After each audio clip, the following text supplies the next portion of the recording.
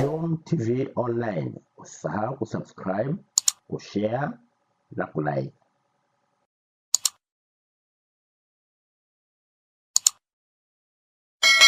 Watu watatu wamefariki dunia na wengine 15 kujeruhiwa baada ya gari waliokuwa wakisafiria kupata ajali huko maeneo ya Tunguu Kawosh. Kati ya majeruhi 15 akiwemo mtoto mchanga ambaye kwa sasa tayari amepata ruhusa. Endelea kutufuatilia kupitia Chum TV Online.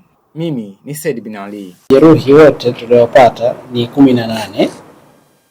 8 wanawake, 6 wanaume, 1 mtoto mchanga na 3 waliofariki. Na wote tumefanikiwa kupata majina yao, lakini kasoro mmoja tu aliyefariki, mmoja ndo hatupata majina yake kamili na wala sehemu anayokaa. Hao wengine wote wanaendelea na matibabu. Mtoto mchanga ambaye tayari amesharuhusiwa, mwingine anaendelea kwa uchunguzi zaidi, na maiti tayari tushazipeleka Mnazi Mmoja kwa ajili ya hatua ya uchunguzi na hatua za kiusalama zaidi. Tukio hili limetokea mnamo tarehe 18 mwezi Machi mwaka 2025 majira ya saa 3:15 asubuhi huko eneo la Tunguu katika wilaya ya Kati Unguja.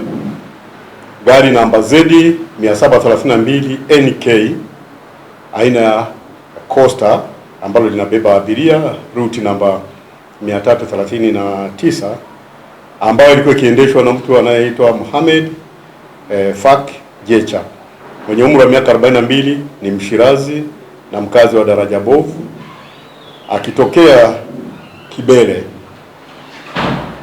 kuelekea Jumbi. Gari hiyo akiendesha kwa spidi kubwa na ikamshinda kuimiliki kiasi cha kuhama njia kutoka kwenye njia inayokwenda mjini, ikahamia upande wa pili na kugonga gari ya mizigo aina ya Kenta yenye namba ZD 578 GB ambayo ilikuwa inaendeshwa na mtu anaitwa Maulidi Musa Makame mwenye umri wa miaka 46, ni Mshirazi na mkazi wa Magogoni, mkoa Mjini Magharibi. Lakini pia natoa wito kwa madereva kujiepusha na ajali hizi ambazo zinaweza kuepukika, kwa sababu ukiliangalia eneo ambalo limetokea ajali si eneo la kutokea ajali.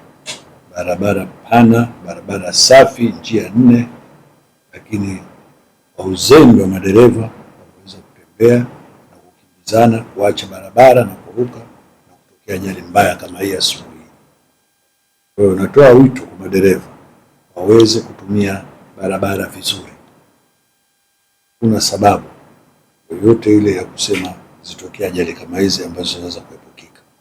Matokeo yake yanagharimu maisha ya watu wengine ambao walikuwa ni watu ambao ni tegemezi za familia zao. Kwa hiyo sisi kama serikali tutaendelea tena kutoa pole sana kwa majeruhi na kuwapongeza madaktari